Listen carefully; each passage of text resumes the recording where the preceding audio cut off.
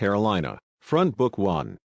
Dead America, The First Week Book 1, Chapter 1 Day 0+1, 4 a.m. Eastern Standard Time. Yo, Kyle, you gotta get up, man, Captain Terrell Graham demanded as he entered Captain Frank Kyle's room in the Fort Bragg bunkhouse. His muscular, dark-skinned frame blotting out the hallway light like a solar eclipse. Frank slitted an eye enough to look at his watch and then groaned, flopping back into his bed. Dude, how in the hell are you still functioning?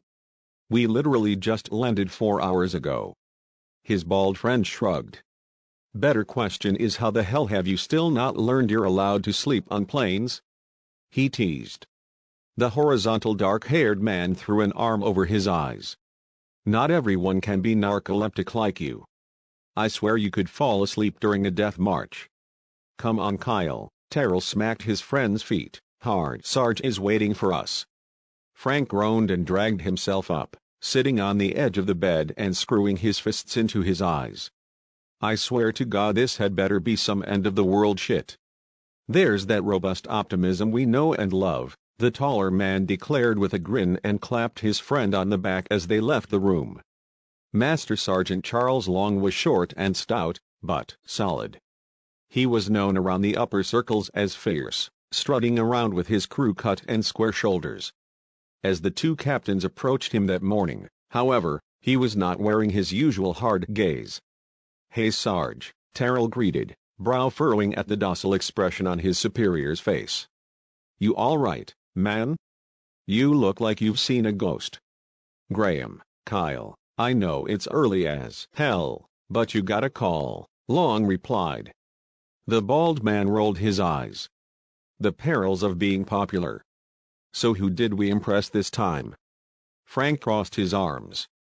"General Adams," the sergeant said. The captain's eyes nearly bugged out of their heads. "General Adams?" Frank gushed. "As in head of the Joint Chiefs, General Adams?" Long nodded. "Yeah, that General Adams. So you may want to tuck your shirt in there, Kyle." The younger man hastily tucked in his shirt and ran his hand through his bedhead to attempt to smooth it down. "What's he want with us?" Terrell demanded. Your RCO Long shook his head. "Not anymore. I was just relieved of duty." "What?" The bald man scoffed. "Why in the hell would he do that? You're the finest warrior in this entire damn outfit." The sergeant put his hands up. "I'll let the general explain." "We're gonna fight for you, Sarge," his subordinate promised. Long smiled sadly. "Terrell, it's okay." He clapped the stunned man on the back. "You guys better get in there. Time is a bit of a factor. I'll be out here when you're done." Terrell nodded. "All right, Sarge." The two captains entered the comm room and took a seat in front of the monitor where there was a young female soldier on the screen. "Captain Graham and Captain Kyle?" she asked. Frank nodded. "Yes, ma'am, please hold for the general," she replied, and then the screen went blue, proudly displaying the defense logo. "What the hell is going on?" Terrell threw his hands up. "Why would they let Sarge go like that?" Frank shook his head. "No clue. Although I'm starting to think I jinxed us with my end-of-the-world quip." "Wouldn't be the first time you've done that," his bald friend replied. The dark-haired man rolled his eyes. "Man, how many times are you gonna make me apologize for that? How was I supposed to know that stripper was an assassin?" "I tell you what," Terrell said and pointed to his shoulder, "you can stop apologizing when my scar heals." The screen flickered and the broad-shouldered General Adams stood behind a much leaner and older man with graying hair. "Captains, thank you for the rapid response," the general greeted, and the two younger soldiers stood and saluted him. "Please be seated." "What can we do for you, General?" Frank asked. "Gentlemen, let me introduce John Teeter." Adams put a hand on the seated man's shoulder. "He's a former analyst for us and he's been brought back into the fold to help us deal with the current crisis. He's going to be relaying a lot of the information since it's his plan you are going to be implementing." The older man in front gave a little wave. "Captains, It's a pleasure to meet you both. Likewise, sir, Terrell replied. So I'll get right into it, John began. A few hours ago, we confirmed that there was a successful bioterrorism attack that took place in Austin, Texas this past Saturday. The virus that was released is airborne and is spreading rapidly throughout the country, infecting anyone with A-type blood. Shortly after exposure, the victim presents with flu-like symptoms, and within 72 hours will succumb to it. Frank leaned forward. So we're looking at a mass casualty event? That's an understatement, Captain, John replied. Once the victim passes on, they reanimate within a matter of minutes and attack anyone within reach. There was a moment of stunned silence. Sir, Terrell said slowly, and seemed to chew over his words before speaking. I don't know if we have a bad connection or not, but I swear you just told us that there is a zombie virus spreading throughout the nation. Teeter nodded. While we don't have an official designation yet, zombie outbreak is an apt description of our current situation. Please tell me they are at least the Romero Shamblers, Frank piped up. Adams leaned over to the keyboard. If this viral video is any indication, they are anything but. He hit a few keys and a video feed popped up in the corner of the screen. It showed a cafeteria with a couple dozen students eating lunch, minding their own business. The doors burst open and a couple of zombies rushed inside, tackling screaming students to the ground and tearing at their flesh with their teeth and nails. A security guard opened fire to try to hit some of the attackers, but they wouldn't fall, and quickly overwhelmed him. A heavily armed SWAT officer darted into frame and took down a few of the creatures with well-aimed headshots. This was uploaded yesterday to social media, Adams said. It was captured at the University of Texas campus, which is ground zero for the attack. As you can tell, nothing good is going on. These things are fast, vicious and durable. Those center mass hits from the security guard didn't even slow them down. Frank gaped. Yeah, but rewind real quick, Terrell said, and the general did so. Little more, the bald man instructed. There. That SWAT guy, watch his shots. They paid close attention as the zombies hit in the head didn't get back up. Frank pursed his lips. Looks like headshots are the way to go. Headshots on a sprinting target, Terrell said, nothing like a challenge, huh? Sir, if you don't mind me asking, the dark-haired captain said, how is this not national news yet? We landed just after midnight and there was nothing. In what may be the only break we've gotten today, the video went viral but was misidentified as leaks from a new Hollywood blockbuster, Adams explained. Of course that story isn't going to last too much longer. Terrell nodded. So how much time we go before this goes national? We are anticipating isolated cases in major cities throughout the night, John piped up. Our assumption is that infected people boarded flights on Saturday, which did a damn good job of spreading it around. Here on the East Coast, most of the flights would have landed later in the evening, which limited their ability to infect many people. Of course, with church and football on Sunday those numbers grew exponentially. It's 4:30 now, so realistically we have, what? Frank asked. 4, maybe 5 hours before the major cities become a war zone? That's our most optimistic assessment as well, Adams agreed. Although to be perfectly honest, we have no idea what the situation on the ground will be when you land. John swallowed hard. I'm not familiar with what the Charlotte nightlife is like, but all it would take is a single person from that flight to go have a beer downtown to trigger a horde that is now roaming the streets. So you're sending us to Charlotte? Frank raised an eyebrow. Ain't that a bit risky given the population there? You're absolutely correct, Captain Kyle, Adams said. But fate kinda forced our hand here. We're game, General, Terrell declared. What's the plan? I'm assuming you boys have been in enough conflicts to know that the success of your mission hinges not only on your ability, but also the quality of the brain power behind you, John said. I mean, not just having intelligent people crafting your intel, but the people who designed your guns, body armor, and so forth. You get a weak link in that chain and it's bad news.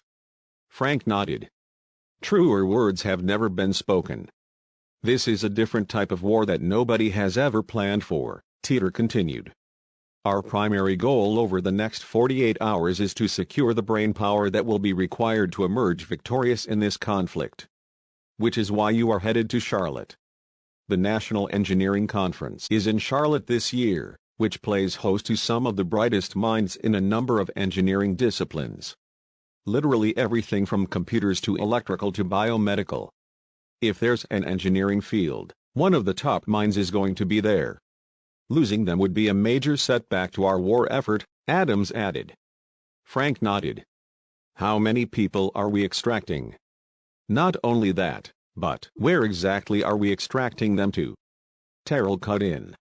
If we're coming up against a full-blown zombie outbreak, do we even have a fortified base strong enough to hold up? Well, gentlemen, hope you like pro football, because their stadium is going to be your new home, John replied, and the captains shared a very concerned look. You know this is a video conference, right?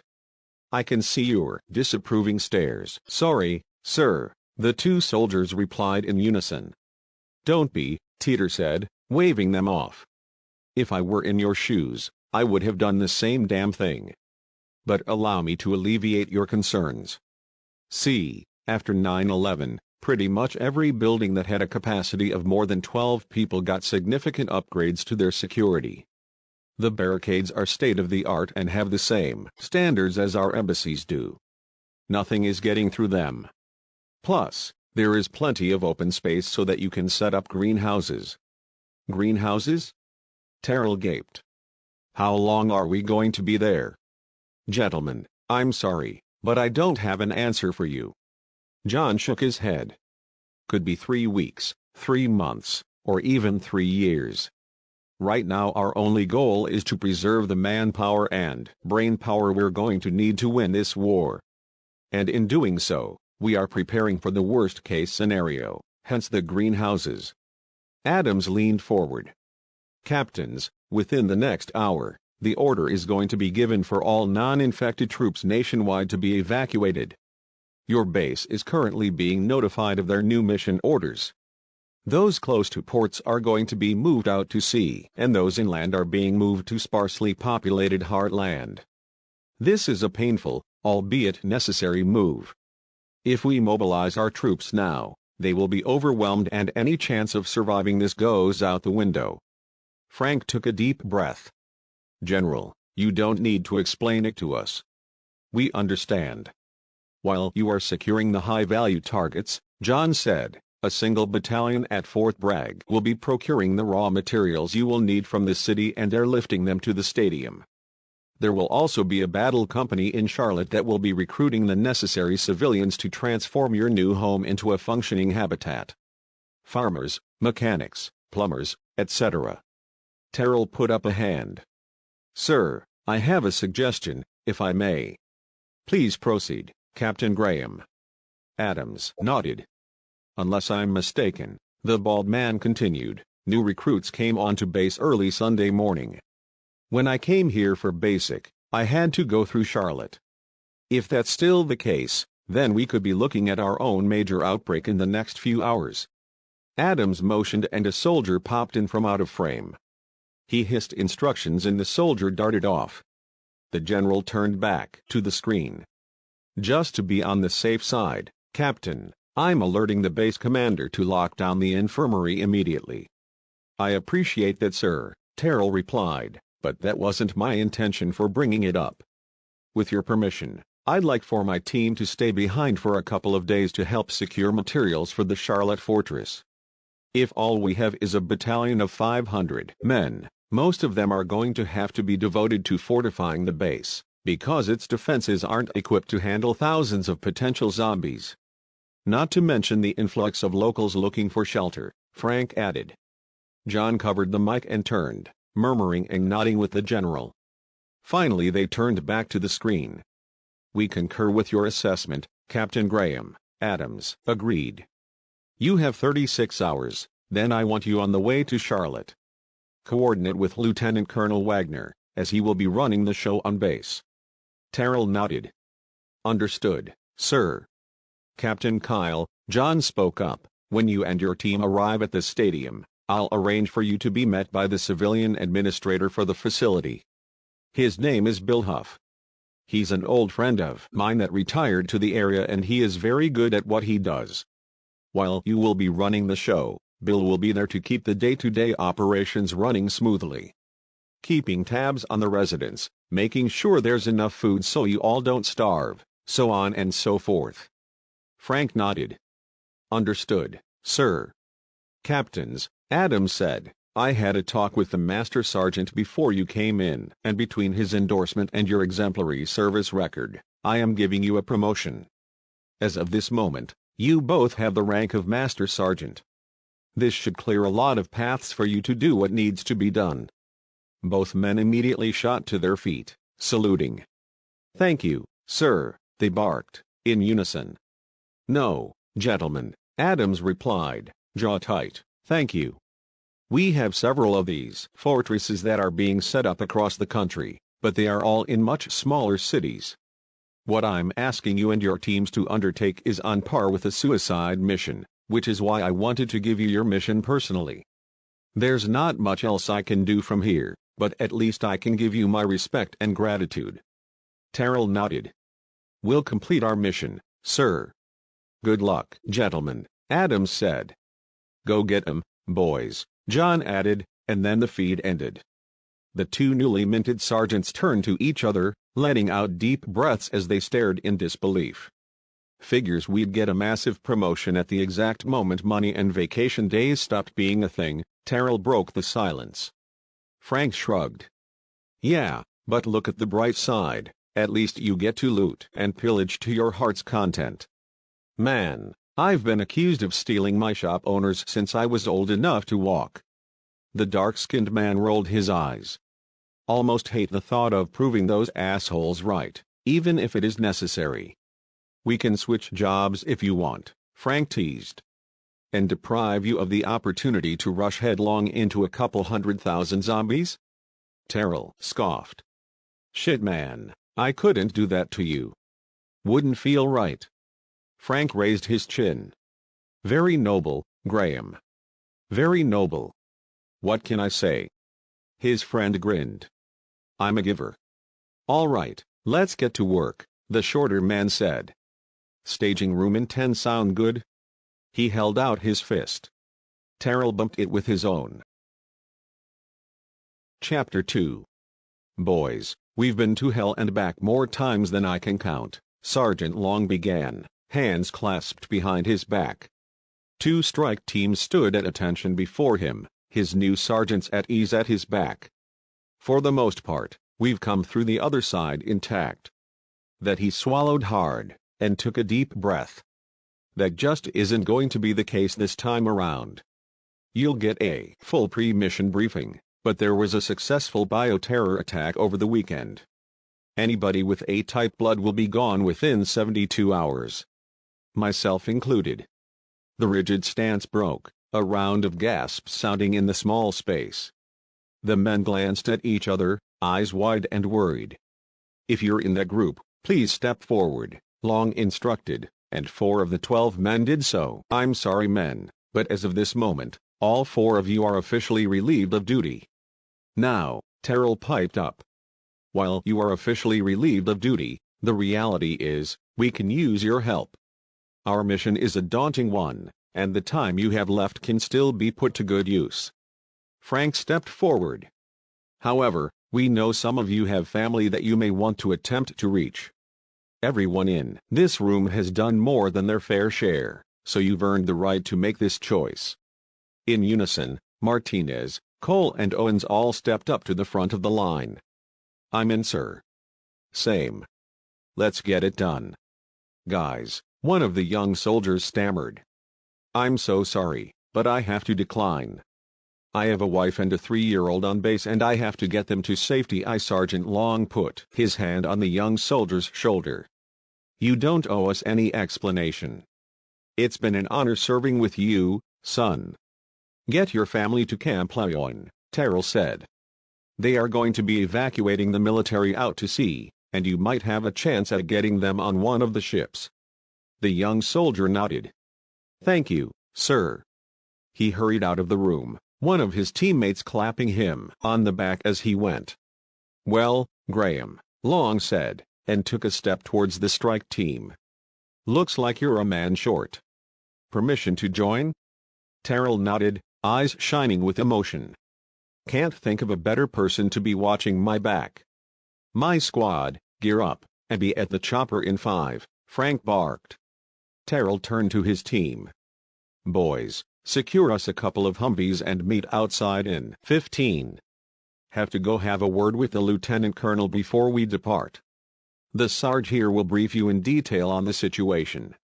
There was a round of salutes as the two new sergeants stepped away from the group. "So, you got a pen and paper for my shopping list, dear?" Frank asked. Terrell pointed a finger right at his friend's nose. "Just for that, you're getting a Hello Kitty bedroom set.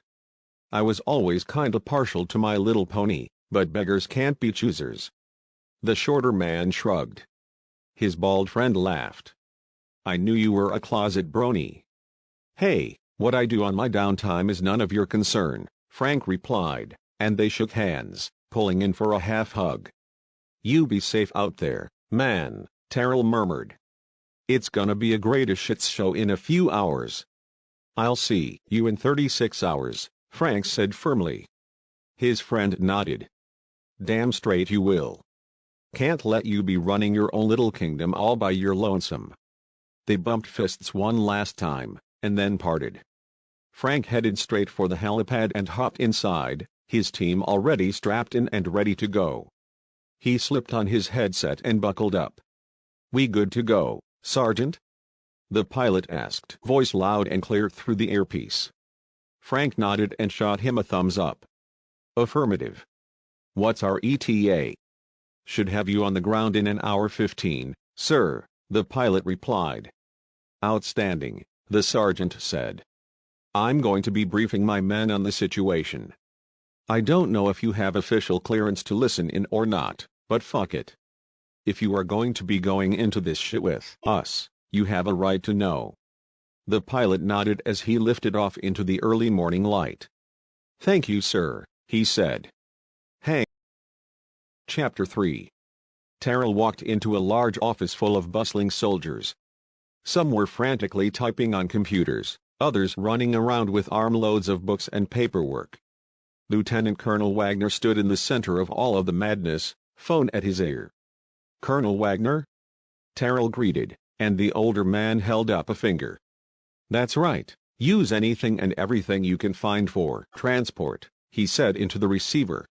"I don't care if you have to go rent fucking U-Hauls, just get it done." He hung up the phone, and then turned to the sergeant. "My apologies. What can I do for you?" "I'm Sergeant Graham," Terrell said. "General Adams instructed me to coordinate with you." "Ah yeah, my Delta Force team," Wagner replied.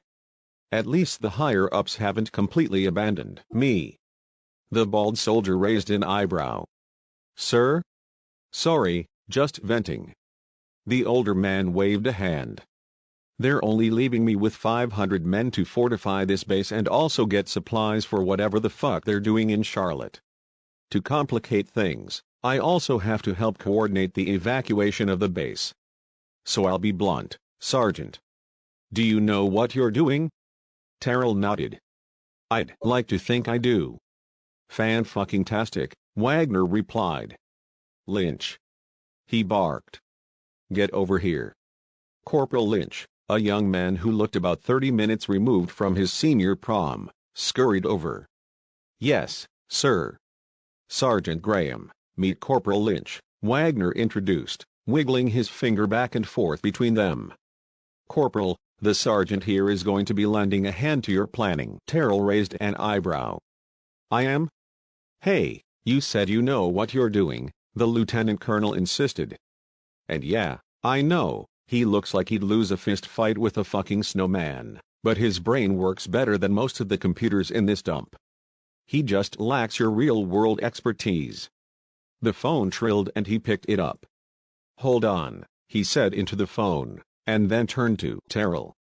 "You need anything, you come find me," he instructed, and then turned his back to take his call.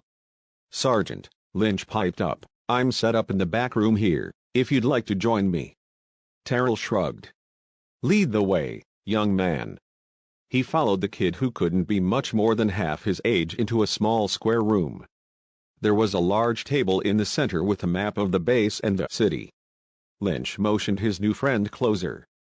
"Damn, son." Terrell whistled as he inspected the various pins and drawings all over the maps. "You've been busy." "If what I'm hearing is accurate," the young corporal replied, "there isn't any time to waste." Terrell nodded. "Lay it out for me." "Over the next 3 hours, this base is going to be evacuated, leaving us with roughly 500 men to accomplish this task," Lynch said. "We have a trio of transport helos, 4 ground transports, and a half-dozen Humvees.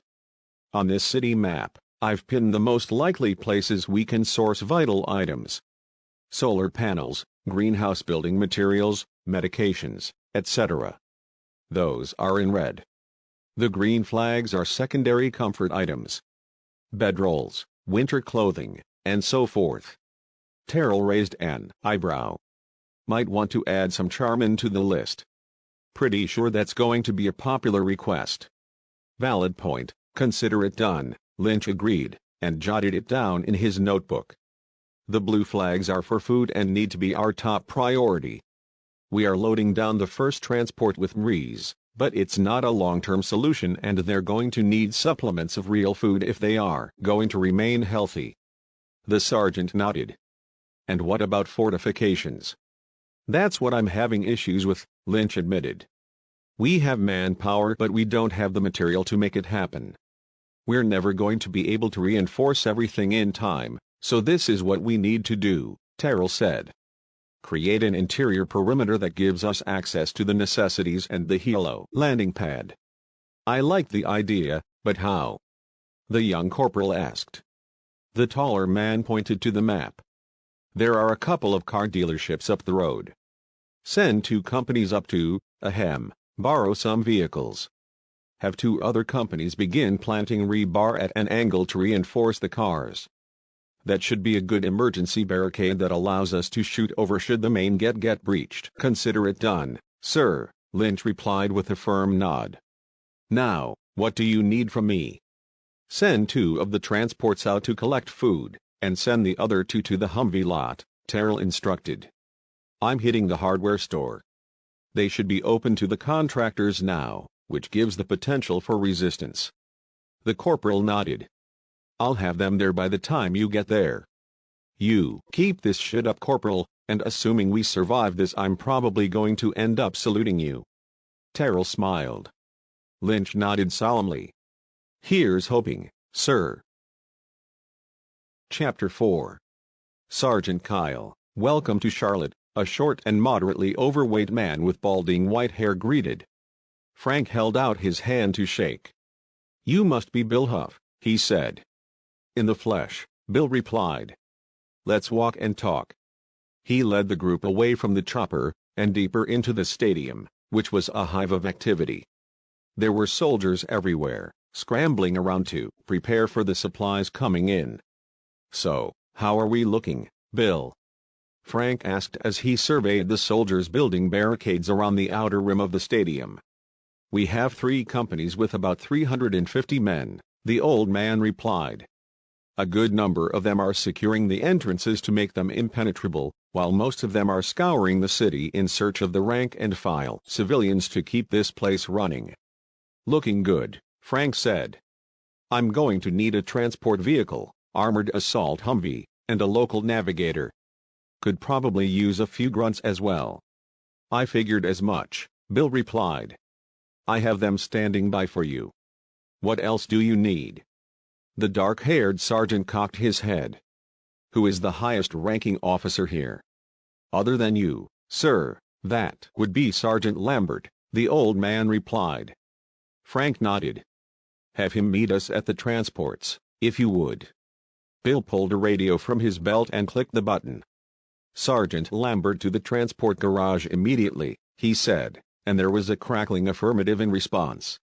"He's on the way. Something else you should know. While you were in transit, John sent in a secondary VIP target. His name is Dr. Mullins, and he specializes in airborne pathogens. He's currently at one of the hospitals downtown. He'll be our first stop, then," Frank said. Bill furrowed his brow. "He's a secondary target, Sergeant. If he's valuable, then we need to get him first," Frank insisted. "This virus makes people sick before they turn, which means they're going to be going to the hospital. If we don't get the doc out now, then we aren't going to get him. Plus we can pick up some medical supplies and nurses while we're there. I'm guessing we don't have an abundance of either of those." "That we do not, sir," Bill agreed. "The navigator knows where to go." He led the team into a garage area, housing an armored Humvee outfitted with a 50 calories machine gun. A large transport stood behind it, ready and waiting to be filled with supplies. There was a thin dark-haired man standing next to it, and he straightened upon the group's approach. "Sergeant, this is Jason, he'll be your navigator," Bill said. Frank nodded. "You know your way around?" "Spent the last 5 years as a taxi driver taking drunks, businessmen, and drunk businessmen to every place in the city," Jason replied. "Good enough for me," the sergeant agreed. "Just keep the small talk to a minimum." The cab driver nodded. "Not a problem, sir." A tall and lanky man with sandy hair strode over. "Sergeant Lambert, reporting." "Sergeant, how are we looking on the fortifications?" Frank asked. "About 85% complete, sir," Lambert replied with a salute. "We will be 100% within the hour." "Good to hear it," the dark-haired man replied.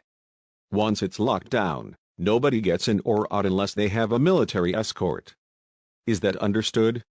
"Yes, sir," Lambert replied. Frank nodded. "The party is gonna get started when the sun comes up, so we can expect civilians to get wind of what we're doing here.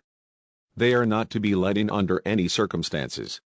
I prefer you use non-lethal force against them, but protecting this facility is the only thing that matters. If your men are fired upon, you have a green light." "Sir, you want us to fire on civilians?" Lambert gasped. "It's not my first choice," Frank admitted, "but we have to protect this place at all costs.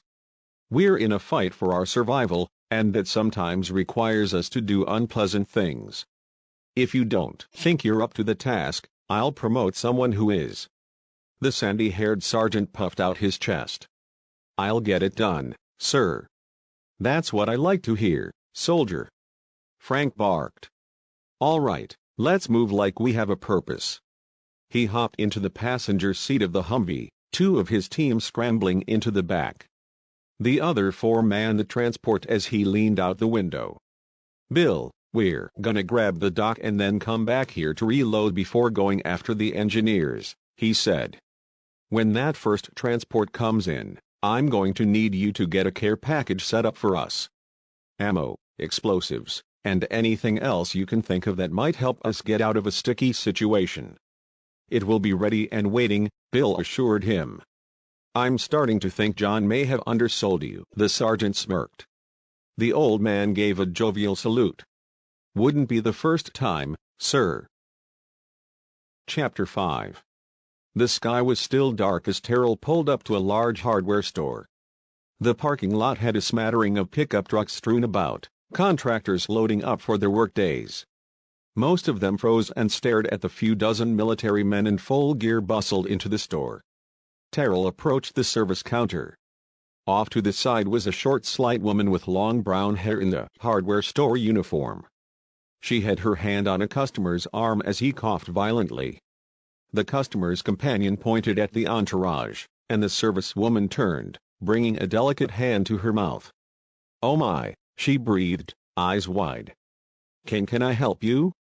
Terrell smiled his most charming smile, glanced at her name tag, and leaned on the counter. "Why yes you can, Estelle," he said gently. "See, My friends and I are in need of some supplies, and we would be eternally grateful if you could point us in the right direction." "I think I can do that," she replied, relaxing visibly at his conversational tone. "What are you looking for today?"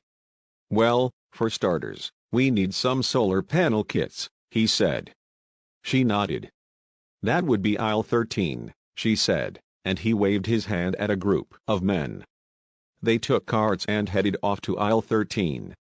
"I also need to build some greenhouses," Terrell continued, pulling the woman's attention back to his chocolate eyes. "You have anything to help with that?" "Garden center is on the other side of the store," she replied. "There's potting soil and seeds too, should you need that." He gave another wave and the rest of the troops took off. "You have been most helpful, Estelle," he said with another award-winning smile. "Lovely name, by the way." She blushed. "Oh, thank you." The customer that had been coughing gave a loud hack and Estelle turned back to them, brow furrowed. "Are you all right, sir?" she asked.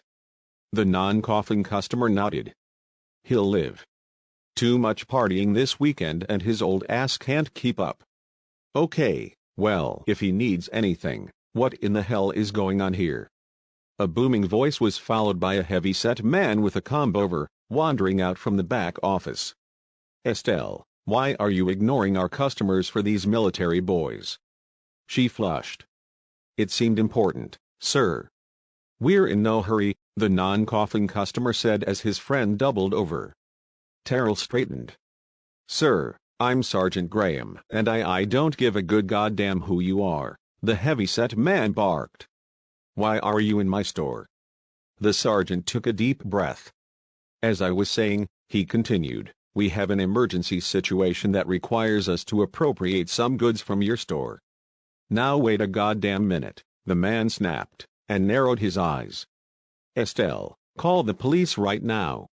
She blanched. "But, Mr. Francis," I said. "Now, you worthless little bitch," her boss snarled. Terrell glared at him. "You should really watch your tone."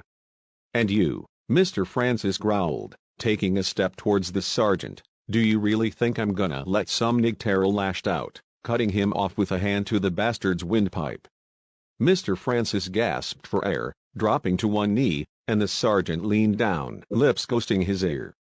"I know you are in a bit of pain right now." His voice was quiet, but the undertones of menace were not lost on the fat hardware store manager. "But believe me, I just did you a favor. I've had to deal with racist pricks like you my entire life, but I always bit my tongue. Because I knew if I ever spoke up or, God forbid, raised a hand and smacked down one of you doughy assholes, I never would have made it out of my shithole of a hometown. But now, things have changed. In a matter of hours, the world as you know it is going to come crashing down around you, which means I don't have to put up with your racist bullshit anymore.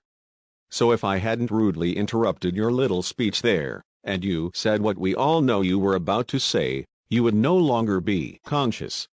He stood up. "You're welcome." The coughing man fell to the floor, and his friend attempted to catch him, failing miserably. There was a crack as the fallen man's head smacked off of the concrete. Estelle gasped. "Oh my God." Terrell walked around the counter to survey the damage. "Estelle, babe, I want you to get on the other side of the counter by your boss, there," he instructed and drew his sidearm. "Sir, you need to back away from your friend right now. Please, get help, the downed man's friend be I will. But first you need to." The body of the downed customer reanimated and immediately latched up onto his friend's throat.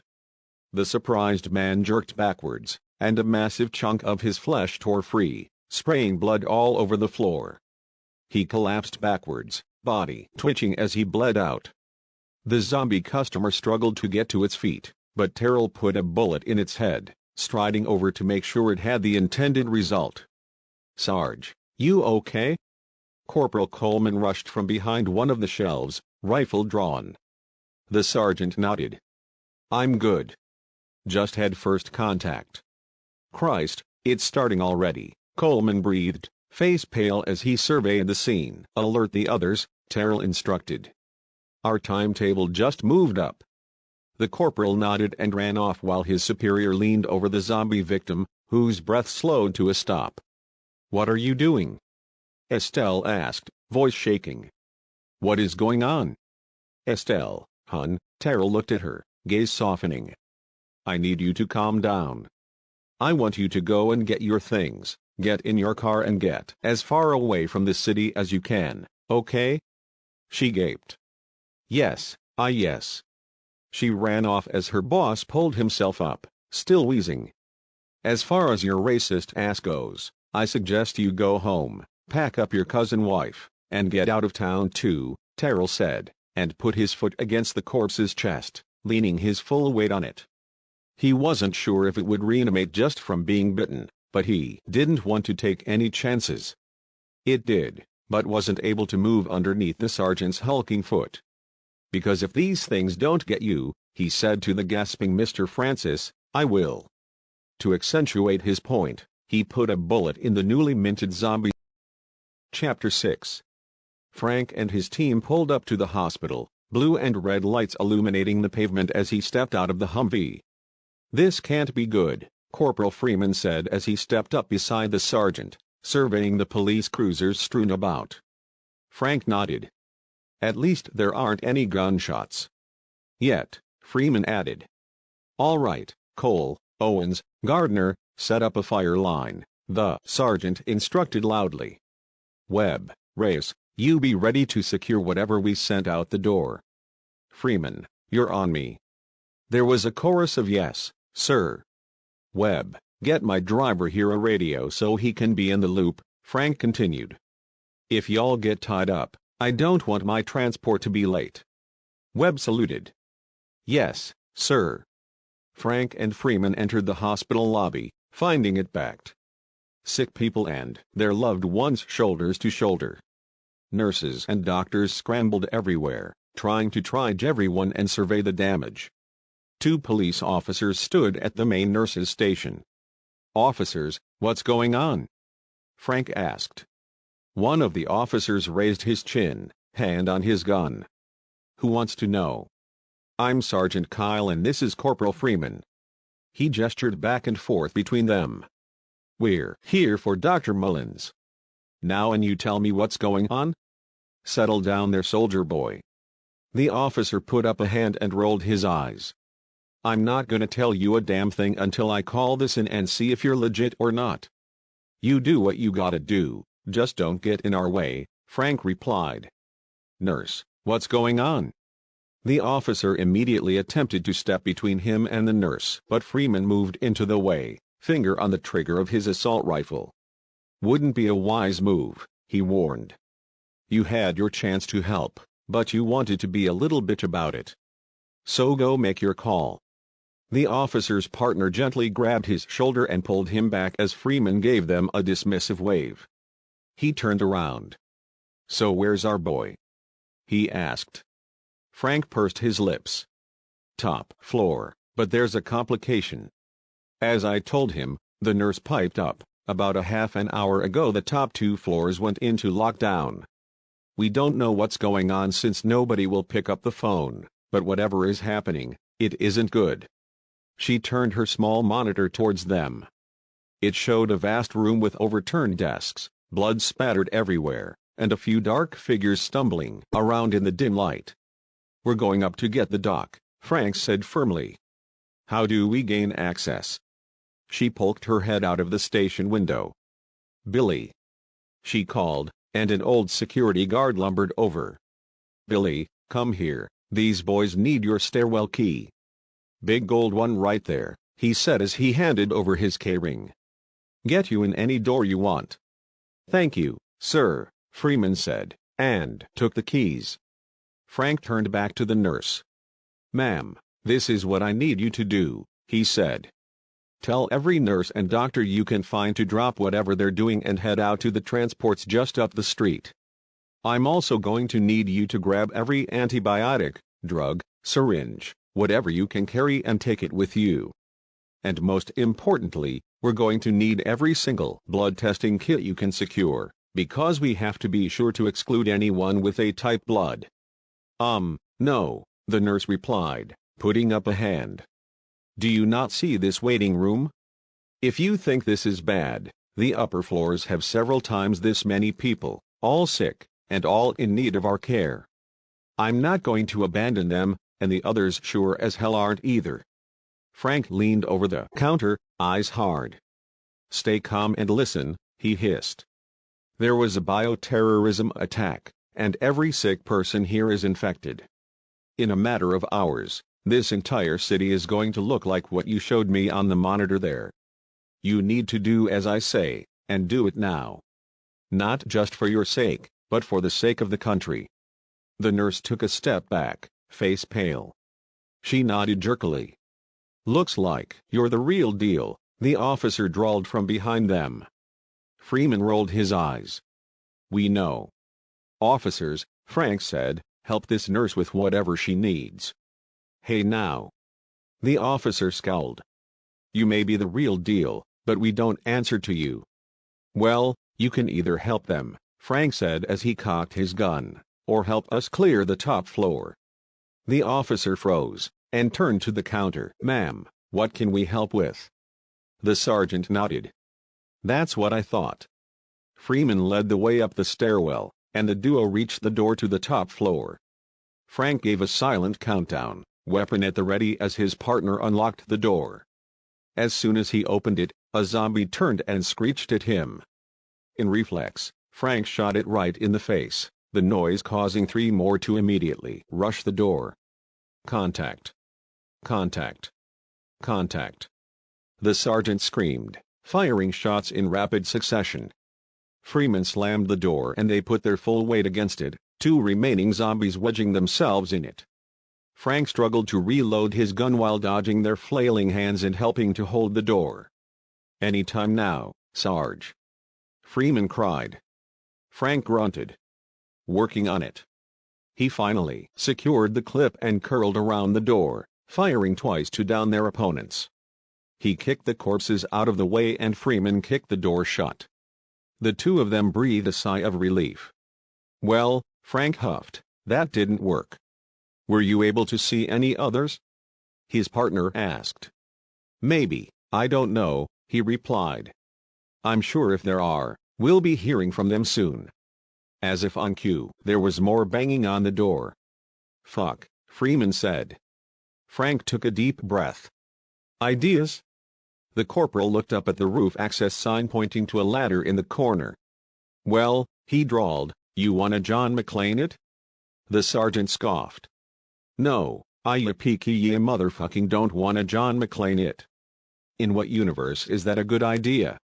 I mean, you used to always teach us to think outside the box," Freeman replied with a smirk. Frank sighed.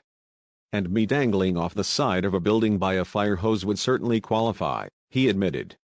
"But let's try to keep it in the realm of possibility here." "Well, what do you propose?" The corporal shrugged. The sergeant inclined his head. "We're gonna open the door again." "Speaking of good ideas." Freeman rolled his eyes. "Obviously not the full reveal we just did," Frank explained. "But we'll brace it, open it up just a bit and pick them off until we can clear the way." The corporal shrugged. "Not the worst idea I've heard today." "Good to know you pay attention to the things that come out of your mouth," Frank retorted. His partner grinned and then got into position. He braced himself against the door as his superior readied his gun. "On your mark," the sergeant prompted. Freeman took a deep breath and unlatched the door. It immediately flew open, slamming into his leg and shoulder, but he stood fast. Frank took careful aim, and with each shot the pressure against his partner lessened.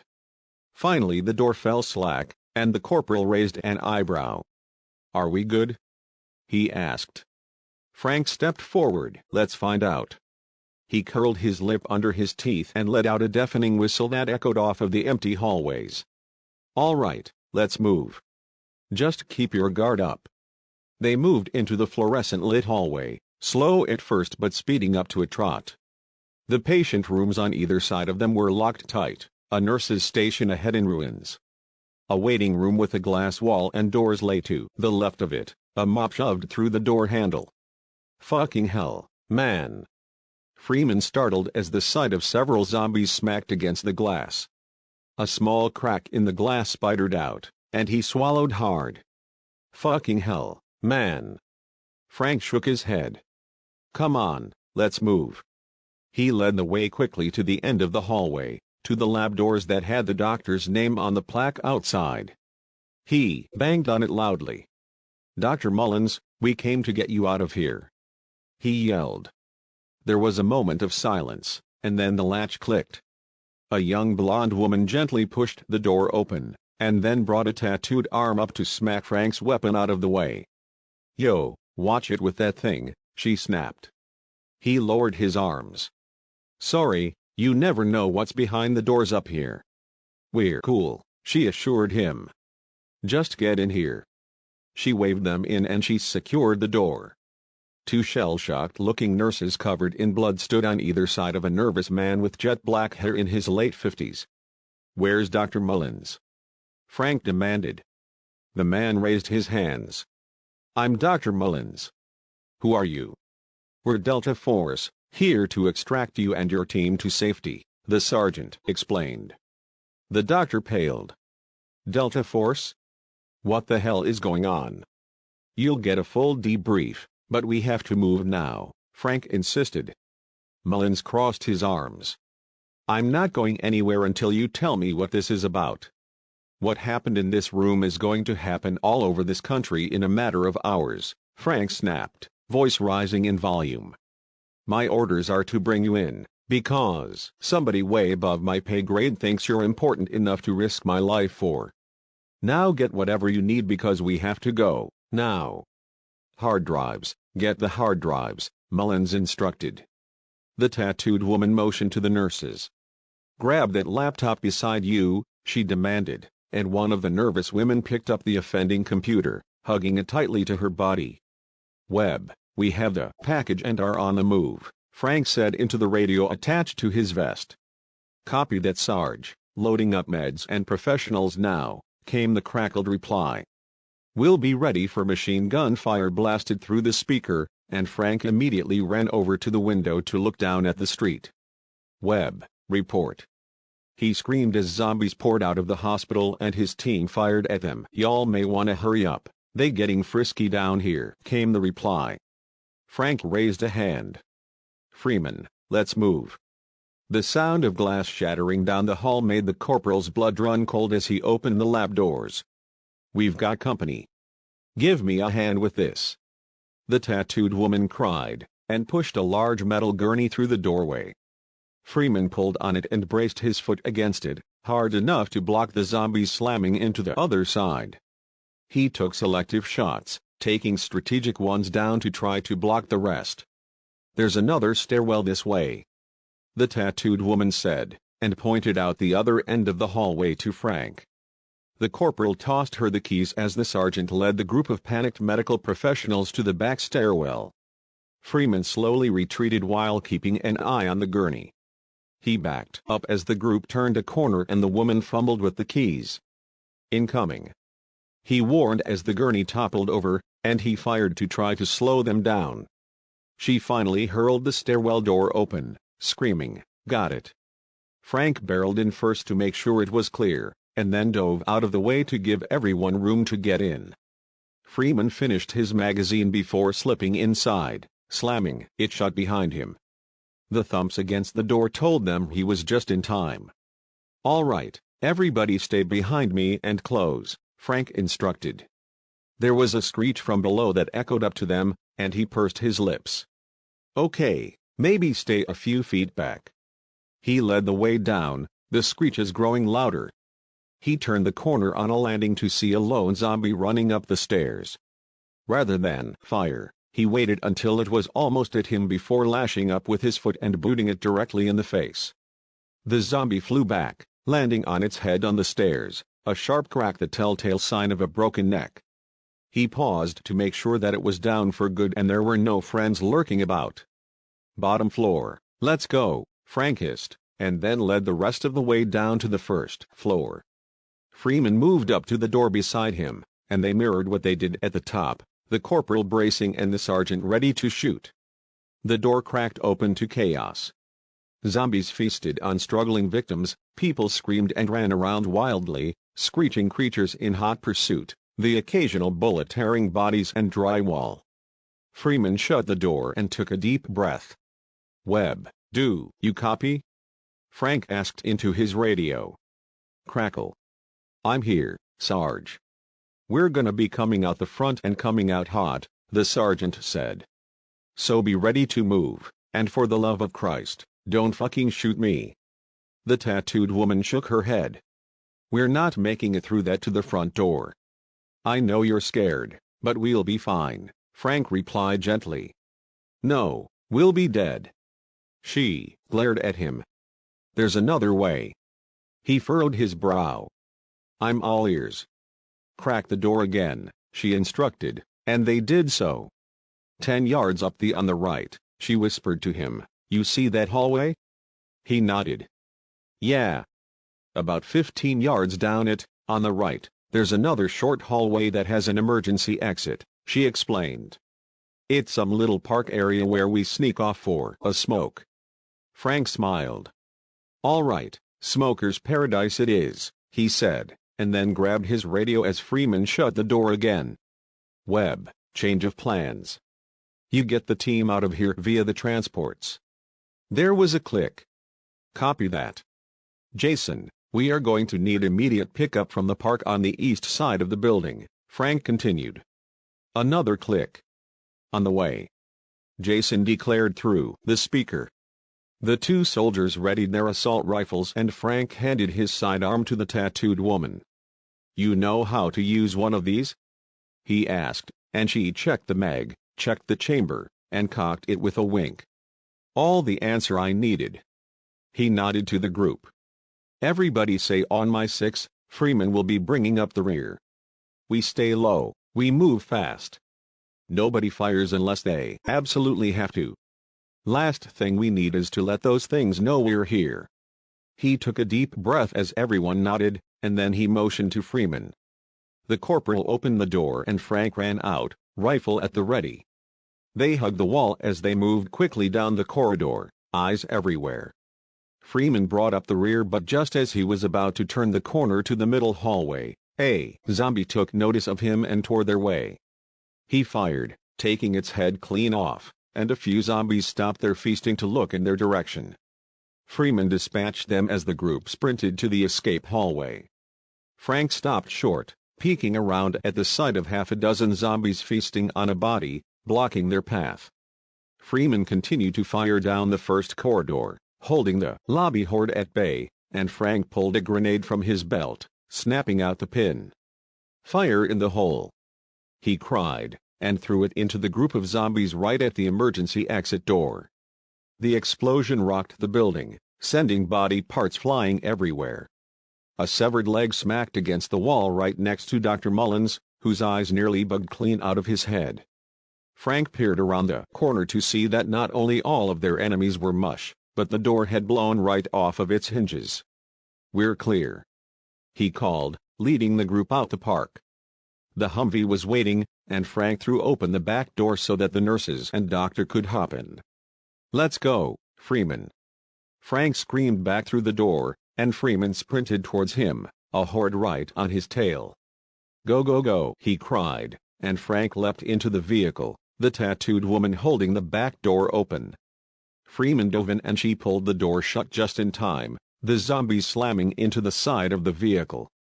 "I'm in, let's go," Freeman yelled, and Jason floored it. The ride was bumpy, but they made it out to the road safely, speeding off down the road. It was deathly silent for a moment, as everyone tried to process what they had just survived.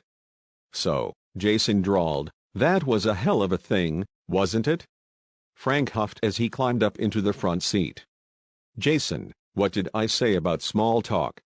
"Sorry," the driver replied with a nod.